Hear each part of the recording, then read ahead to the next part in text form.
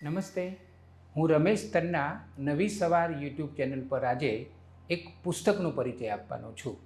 એ પુસ્તકનું નામ છે જીવાત્મા જગતના કાયદાઓ. આ પુસ્તક મૂળ અંગ્રેજીમાં લખાયું છે અને અંગ્રેજીમાં આ પુસ્તકનું નામ છે the lose of the spirit world અને આ પુસ્તકના લેખિકા છે ખોરશેદ ભાવનગરી. અને એની જે ટેગ લાઈન છે એ એવી છે કે જીવાત્મા જગતમાં ધર્મો હોતા નથી, આપણે સૌ એક જ ઈશ્વરની આરાધના કરીએ છીએ. આ પુસ્તક મૃત્યુ પછીની દુનિયાની ખૂબ જ રસપ્રદ માહિતી આપણને આપે છે. એમાં માનવું કે ન માનવું એ વ્યક્તિગત બાબત છે, પણ આ પુસ્તકમાં આ લેખિકાએ એ બધી જ માહિતી મૂકી છે. આ પુસ્તકની વિશેષતા એ છે કે આ પુસ્તક લખાયું છે પણ આ પૃથ્વી ઉપરની કોઈ વ્યક્તિએ લખ્યું નથી. નવાઈ લાગે એવી વાત છે ને. આપણા વેદો માટે એવું કહેવાય છે કે વેદો કોઈએ જ લખ્યા નથી, વેદોનું જે જ્ઞાન છે એ ઉતરી આવેલું છે. એમ આ પુસ્તક જીવાત્માએ લખાયેલું છે.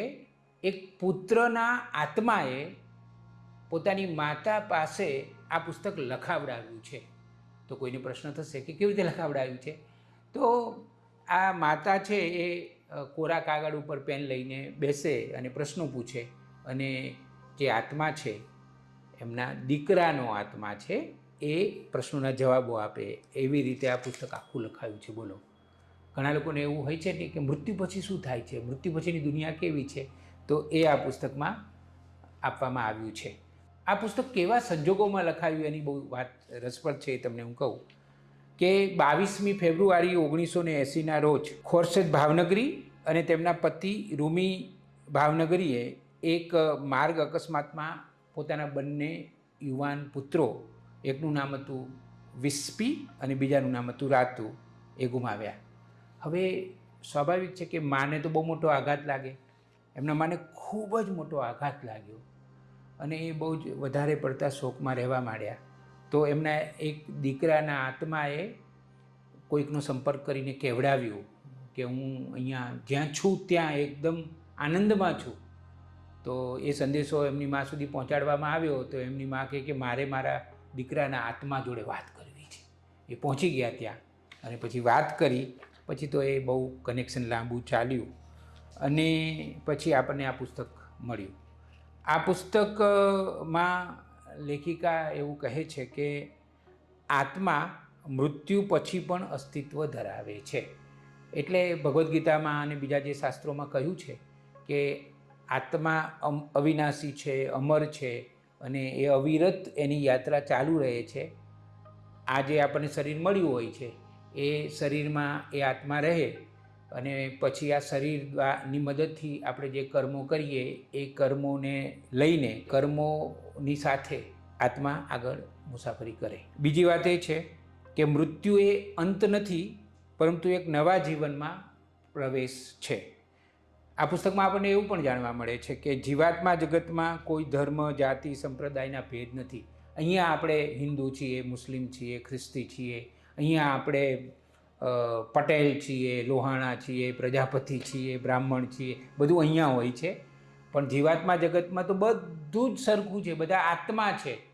કોઈ પણ પ્રકારની જ્ઞાતિ નથી, કોઈ પણ પ્રકારનો ધર્મ નથી. પછી એક બહુ જ જબરજસ્ત વાત આ પુસ્તકમાંથી આપણને જાણવા મળે છે. એ છે કે દરેક આત્માને આધ્યાત્મિક માર્ગદર્શન આપનાર માર્ગદર્શક હોય છે, એટલે એક ગાઈડ હોય છે. આ બહુ જ મહત્ત્વનું છે. મહાન આત્માઓ પણ એને કહેવામાં આવે છે. એક વિશ્વનું બહુ જ જાણીતું પુસ્તક છે જેમાં કેથરીન નામની સ્ત્રી છે અમેરિકાની, મિયામી વિસ્તારનું આ પુસ્તક છે. એને 82 જન્મો યાદ આવે છે. તો એમાં પણ ડૉક્ટર બ્રેઇન વાસ એને બધા સવાલો પૂછે છે તો એ જવાબો નથી આપી શકતી. હિપ્નોટાઇઝ કર્યા પછીની વાત છે. તો મહાન આત્માઓ એના શરીરમાં આવીને જવાબો આપે છે. એવું એ આખું પુસ્તક છે. બહુ જ જાણીતું પુસ્તક છે. એનો હજી સુધી ગુજરાતી અનુવાદ નથી થયો, પણ અંગ્રેજીમાં એ પુસ્તક ઉપલબ્ધ છે. આ પુસ્તકમાં પણ આપણને એવું જાણવા મળે છે કે એક કોઈ હોય છે જે દરેક આત્માને માર્ગદર્શન આપે છે, પરામર્શન કરે છે એમનું. પછી આ પુસ્તકમાંથી આપણને એમ પણ જાણવા મળે છે કે આત્માનો વિકાસ તેના કર્મ, પ્રેમ, સેવા અને આધ્યાત્મિક પ્રગતિ ઉપર આધારિત હોય છે. આ બહુ જ મહત્ત્વનું છે. આ પુસ્તકમાંથી હું જે શીખ્યો છું ને આ જ શીખ્યો છું. આ પુસ્તક મેં 2 વાર વાંચ્યું છે. મને એન્ઝાયટી થઈ ગઈ હતી કોરોના વખતે. એ વખતે એક ડૉક્ટર છે, એમણે મને 2 પુસ્તકો આપ્યા હતા. એમાંનું એક આ પુસ્તક હતું અને આ પુસ્તક વાંચવામાં મને બહુ જ વાર લાગેલી, થોડીક બીક પણ લાગતી હતી. પણ પછી મારે મૃત્યુ પછીની દુનિયા સમજવી હતી, મૃત્યુને સમજવું હતું, એટલે આ પુસ્તકને મેં બહુ ગંભીરતાથી વાંચ્યું અને એનો મને ફાયદો પણ થયો. અને આ પુસ્તકમાંથી હું જે શીખ્યો છું એ શીખ્યો છું કે આપણે છે ને આપણા આત્માને વફાદાર રહેવું જોઈએ બને ત્યાં સુધી. અને એમાં આપણા જે કર્મો છે એ મહત્તમ સદકર્મો હોય, બીજાને તકલીફ ના પડે, આપણે બીજાને વધારે ને વધારે મદદરૂપ કેવી રીતે થઈ શકીએ અને આપણા આત્માની સાધના કેવી રીતે કરી શકીએ, એના ઉપર ફોકસ રાખીને જીવન જીવવું જોઈએ. પ્રેમ ખૂબ કરવો જોઈએ, સેવા કરવી જોઈએ, બને તેટલી સેવા, અને આધ્યાત્મિક પ્રગતિ પણ બહુ જ મહત્ત્વની છે. એટલે એ બંનેનું બેલેન્સ, આત્મ સાધના અને સમાજ સેવા, આ બંનેનું બેલેન્સ કરીને આપણે કેવી રીતે સુંદર જીવન જીવી શકીએ અને આપણા આત્માને વધારે તેજસ્વી બનાવી શકીએ, એ વાત આ પુસ્તકમાંથી આપણને જાણવા મળે છે. આ દરેક આત્મા આનંદિત હોય છે, કારણ કે એવું કહેવાય છે કે દરેક આત્મા હોય છે ને એ પરમાત્માનો અંશ હોય છે અને આત્માનો સ્વભાવ આનંદનો હોય છે. પણ એના જે સ્તર છે એ જુદા જુદા હોય છે. એટલે હું એમ કહું કે એનું જે તેજ છે ને એ જુદું જુદું હોય છે. તો એ તેજને કેવી રીતે વધારવું, એની ઘણી બધી માહિતી અને રસ્તાઓ આ પુસ્તકમાંથી મને જાણવા મળ્યા છે. પછી એક બહુ જ સરસ વાત આ પુસ્તકમાંથી સાર રૂપે એવી બહાર આવે છે કે પૃથ્વી પરનું જે જીવન છે ને, આ મનુષ્ય દેહ સાથેનું આપણું, એમાં આત્માના વિકાસ માટેની એક તક મળે છે. એટલે એ નિશાળ છે. એટલે આ બહુ જ મહત્ત્વની વાત છે કે આ જે મનુષ્ય દેહ મળ્યો છે તો એ આત્માએ ધારણ કર્યો છે, એટલે તો એનો પૂરેપૂરો ઉપયોગ કરીને આત્માનો વિકાસ કોઈ પણ વ્યક્તિ ધારે તો કરી શકે છે. પછી મેં કેટલીક વસ્તુઓ આ પુસ્તકમાંથી જે નોટ ડાઉન કરી છે, હું દરેક પુસ્તક વાંચવા બેસું ને તો પેન્સિલ લઈને જ બેસું છું, મારી વર્ષોથી ટેવ છે. આ પુસ્તકમાંથી મને જે બીજી કેટલીક મહત્ત્વની વસ્તુઓ જાણવા મળી એ મારે તમને કહેવી છે. આ પુસ્તક એમ કહે છે કે પ્રેમ એ સર્વોચ્ચ નિયમ છે. પ્રેમ છે ને એ જ સર્વોપરી છે. પછી બીજી વાત કે જે આપણે હીરાલાલ ઠક્કરનું પુસ્તક બહુ જ જાણીતું બન્યું હતું, તમને યાદ હશે, તમારામાંથી ઘણાએ વાંચ્યું પણ હશે. અને મેં તો હમણાં કોઈકે મને વિડીયો મોકલ્યો, બહુ જૂનો વિડીયો, કારણ કે હીરાભાઈ ઠક્કર તો હવે છે નહીં. કર્મનો સિદ્ધાંત પુસ્તક નવચેતનનું પ્રકાશન છે અને અત્યાર સુધી એની કદાચ 10 લાખથી વધારે પ્રત વેચાઈ છે અને અંગ્રેજીમાં અને મરાઠીમાં અને હિન્દીમાં અને ઘણી બધી ભાષાઓમાં એનો અનુવાદ થયો છે. એ પુસ્તક વાંચવા જેવું છે, કર્મનો સિદ્ધાંત, હીરાભાઈ ઠક્કર. તો એનો વિડીયો પણ હમણાં કોઈકે મને મોકલ્યો અને સરસ, એમાં આ જ વાત હીરાભાઈએ કરી છે. તો જે કર્મનો નિયમ છે ને એ અચૂક કાર્ય કરે છે. એટલે આપણા દ્વારા થતું પ્રત્યેક કાર્ય કોઈકને કોઈક રીતે આપણી સાથે જોડાઈ જાય છે. એટલે પ્રત્યેક કાર્યનું ફળ હોય છે. મહર્ષિ અરવિંદ તો એવું કહે છે કે એક વિચાર આપણે કરીએ ને તો એ વિચારની પણ અસર હોય છે. એટલે વિચાર દ્વારા થયેલું કર્મ પણ અસર કરે છે. એટલે પણ એમાં પછી વધારે પડતું ચોડીને ચીકણું ના કરવું. પત્રકાર તરીકે મેં એવું પણ જોયું છે કે ઘણા લોકો જીવનને સમજવામાં જ અને એને ખણખોદ કરવામાં અને એને વિચારવામાં જ એટલું બધા રમમાં રહેતા હોય છે કે જીવી શકતા નથી. એટલે પેલું શું કહેવાય કે તમે આખી રાત પથારી કરો કે આમ પથારી કરું ને આમ પથારી કરું ને આવી રીતે પથારી કરું, ત્યારે સવાર પડી જાય, એટલે ત્યારે જીવન પતી જાય, પછી તમે ઊંઘી ના શકો, એના જેવું થાય. એટલે એટલું તો ચોક્કસ છે કે જીવન સહજ રીતે જીવવું જોઈએ અને કર્મને યાદ રાખવા જોઈએ, કારણ કે આપણે જે પણ દુષ્કર્મ કરીશું એ કર્મ આપણને, હું તો એવું જ માનું છું કે આવતા જન્મમાં તો અસર કરે કે ના કરે, પણ હું તો એવું માનું છું કે આ જન્મમાં અસર કરતું હોય છે. પછી એક બહુ જ સરસ વાત, જૈન ધર્મમાં તો આ વાત બહુ જ સારી રીતે મુકાઈ છે, જે આ પુસ્તકમાંથી પ્રતિબિંબિત થાય છે, એના એ પડઘાય છે, એ મને એ લાગી છે કે જે 2 વસ્તુ છે ને એ આત્માને ઊંચા સ્તર પર લઈ જવાય છે. મેં એક પુસ્તકમાં વર્ષો પહેલાં એવું એક વાક્ય વાંચ્યું હતું કે નિસ્વાર્થ ભાવે સેવા કરવાથી આત્માનું તેજ વધે છે.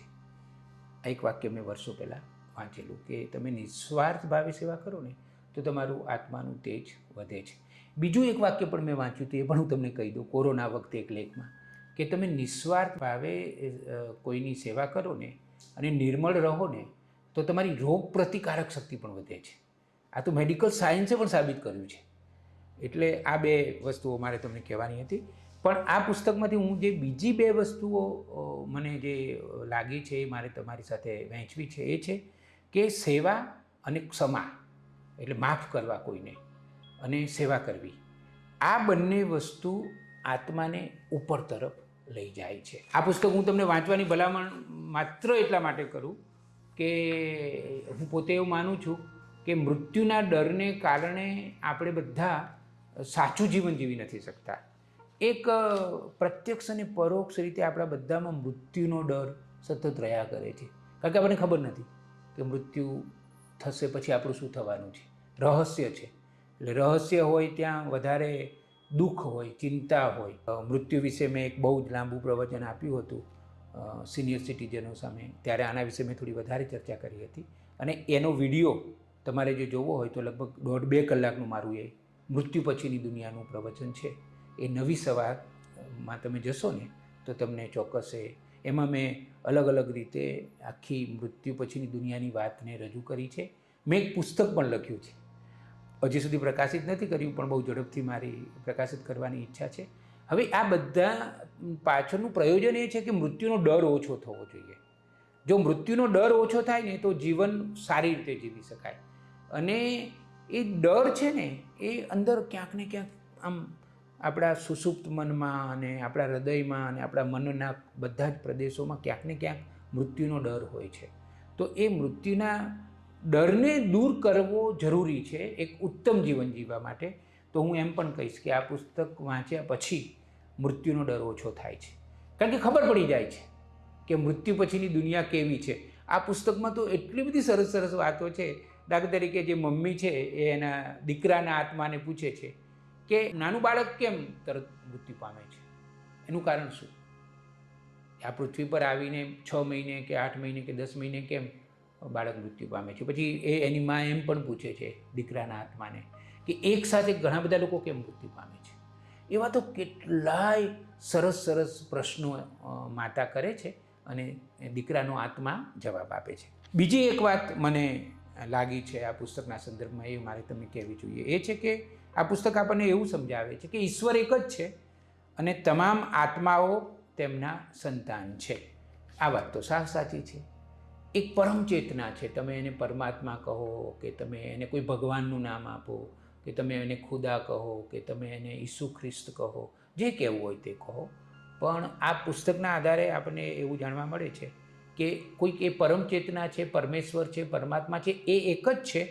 અને આ બધા જે આત્માઓ છે ને એ એના અંશ છે, એના સંતાન છે, એવું આપણે કહી શકીએ. આ પુસ્તકની વિશેષતા એ છે કે એની ભાષા બહુ જ સરળ છે અને મૃત્યુ, આત્મા અને પરલોક જેવા વિષયો ને બહુ જ સરળ શબ્દોમાં, એટલે દાખલા તરીકે એમ હું કહું તમને કે 8-10 વર્ષની કોઈ ગૃહિણી હોય અને એ આ પુસ્તક વાંચે ને તો એને બધી ખબર પડી જાય. અને આ પુસ્તક વાંચવાથી એવું પણ બને કે કોઈ સ્વજનનું મૃત્યુ થયું હોય અને બહુ જ આઘાત લાગ્યો હોય તો એ વ્યક્તિ જો આ પુસ્તક વાંચે ને તો એને આશ્વાસન મળે અને એ જે એને બહુ જ દુઃખ થયું છે એમાંથી કદાચ આ પુસ્તક એને બહાર લાવવામાં મદદ કરે. હવે બીજી મર્યાદાની વાત કરું કે આ પુસ્તકની લિમિટેશન્સ શું છે, તો એ છે ઘણી બધી લિમિટેશન્સ પણ છે. પણ એમાં હું એમ કહું કે આ પુસ્તકમાં રજૂ થયેલા આત્મા, પછી પરલોક અને આધ્યાત્મિક સંદેશાઓ, કારણ કે આ બધું કોઈકે લખાવડાવ્યું છે, તો એ બધું વ્યક્તિગત અનુભવો છે અને એ માન્યતાઓ ઉપર આધારિત છે. એટલે ઘણીવાર વૈજ્ઞાનિકો એવી દલીલ કરે છે, આવા ઘણા પુસ્તકો છે પાછા, આ એક જ પુસ્તક છે એવું નહીં. મેં તમને કહ્યું કે જે ડૉક્ટર વિશ્વખ્યાત મનોચિકિત્સક ડૉક્ટર બ્રાયન વાઇસનું જે બહુ જ જાણીતું પુસ્તક છે many lives many master, Paramahansa યોગાનંદનું એક પુસ્તક છે યોગી કથામૃત, રેમન્ડ મૂડીનું પુસ્તક છે લાઈફ આફ્ટર લાઈફ, અને બીજા ઘણા આવા પુસ્તકો છે. આવા જ પુસ્તકો તો ઘણા બધા છે. તો આ બધા પુસ્તકોના આધારે એ મૃત્યુ પછીની દુનિયા રજૂ કરે છે, પણ વૈજ્ઞાનિકો એમ પણ કહે છે કે એ છે ને જે તે વ્યક્તિના મનની પેદાશો હોય છે. આ મન અગોચર છે, એટલે એ મન પોતે અલગ અલગ રીતે બધી માન્યતાઓના આધારે એની પોતાની જે મનની સ્થિતિ છે, મનની નબળાઈ છે, એ બધું ભેગું થઈને પછી એ પોતે આવા બધા અનુભવો કરે અને પછી લખે, તો એને તમે સાચા ના માની શકો, કારણ કે વિજ્ઞાન તો પુરાવાઓ માગે છે. અને અલબત્ત આપણા એક બહુ જ વિદ્વાન દેવેશ મહેતા છે, અમદાવાદમાં રહે છે. નવી સવારમાં મેં ઘણા બધા એમના પોડકાસ્ટ પણ કર્યા છે. અદ્ભુત વિજ્ઞાન છે, અને આ વિષયના તો એ માસ્ટર છે. એમણે તો અનેક લેખો લખ્યા છે. ગુજરાત સમાચારમાં રવિવારની પૂર્તિમાં એમના નિયમિત લેખો આવે જ છે. અગોચર દુનિયા, એ તો દેવેશભાઈએ તો કેટલાય કિસ્સાઓ પછી સાબિત કરી જ દીધું છે કે ના, એ મૃત્યુ પછીની દુનિયા છે. નવી સવારમાં અમે પુનર્જન્મના ઘણા વિડીયો બનાવ્યા છે. મારા ગામ અમરાપુરની જે એક દીકરી, નાડોદા પટેલની દીકરીનો બીજો જન્મ સૌરાષ્ટ્રમાં થયો, એનો વિડીયો અમે બનાવ્યો છે. પછી અમદાવાદની એક દીકરી સ્તુતિ, એ નવરાત્રિ વખતે મૃત્યુ પામી અને પછી એણે કેટલા બધા વર્ષો સુધી મમ્મી પપ્પા બંનેનો સંપર્ક કર્યો અને બંનેને શાંત કર્યા, એનો વિડીયો પણ અમે બનાવ્યો છે. એનું તો પુસ્તક પણ થયું છે. તો આ વિડીયો હું એટલા માટે બનાવી રહ્યો છું કે મૃત્યુનો પ્રદેશ છે ને એ રળિયામણો પ્રદેશ છે. અને આ જે પુસ્તક છે એ પુસ્તક જે લોકોને આમાં બહુ રસ હોય એને, આ પુસ્તક બધાએ વાંચવું જોઈએ એવી હું ભલામણ બિલકુલ કરતો નથી, પણ જેને રસ હોય અને કોઈના સ્વજનના મૃત્યુ પછી કોઈ વ્યક્તિ બહુ જ દુઃખી રહેતી હોય, તો હું એમ કહું કે તમે આ પુસ્તક વાંચો તો તમને બધો તાળો મળી જશે. આ પુસ્તક તમને ખૂબ મદદ કરશે. આવા પુસ્તકો બધા માટે નથી હોતા. આવા પુસ્તકો આ પ્રદેશમાં, આ વિષયમાં જેને ખૂબ રસ હોય એવા લોકો માટે, અને હું એમ પણ કહું કે જેનું મન મજબૂત હોય અને જેનું માનસ થોડુંક તર્કબદ્ધ અને વૈજ્ઞાનિક હોય, એવા લોકો માટે આવા પુસ્તકો છે. બધા માટે આવા પુસ્તકો નથી. અને જે લોકો ખૂબ અંધશ્રદ્ધામાં માનતા હોય એ લોકો આનું કદાચ બીજું પણ તારણ કાઢી શકે. મેં એવું તારણ કાઢ્યું છે કે આ પુસ્તક આપણને મૃત્યુ પછીના પ્રદેશની બહુ જ સરસ માહિતી આપે છે, અને આ જીવન પ્રેમથી બધાની સાથે હળીમળીને કેવી રીતે જીવવું જોઈએ એ સમજણ પણ આપે છે. અમારો આ વિડીયો તમને કેવો લાગ્યો એ અમને કોમેન્ટમાં ચોક્કસ લખો. નવી સવાર યુટ્યુબ ચેનલ તમે હજી સુધી જો સબસ્ક્રાઈબ ન કરી હોય તો હું વિનંતી કરું છું કે સ્વસ્થ સમાજના નિર્માણને પ્રતિબદ્ધ એવી અમારી આ યુટ્યુબ ચેનલ તમે ચોક્કસ સબસ્ક્રાઈબ કરો. બધા વિડીયો જુઓ. અત્યાર સુધી અમે 1000 વિડીયો બનાવ્યા છે, અને બધા જ વિડીયો સમાજને ઉપયોગી થાય એવા છે. તો તમે હજી સુધી કોઈ વિડીયો ન જોયા હોય તો તમે એ બધા શોધી કાઢો અને એ વિડીયો જુઓ, અને તમારા મિત્રોને, સ્વજનોને, સગાઓને, વાલાઓને, પડોશીઓને, દેશમાં કે વિદેશમાં રહેતા મિત્રોને શેર કરો, વહેંચો. હંમેશા પ્રસન્ન રહેજો. નવી સવારમાં આ જ રીતે આપણે મળતા રહીશું.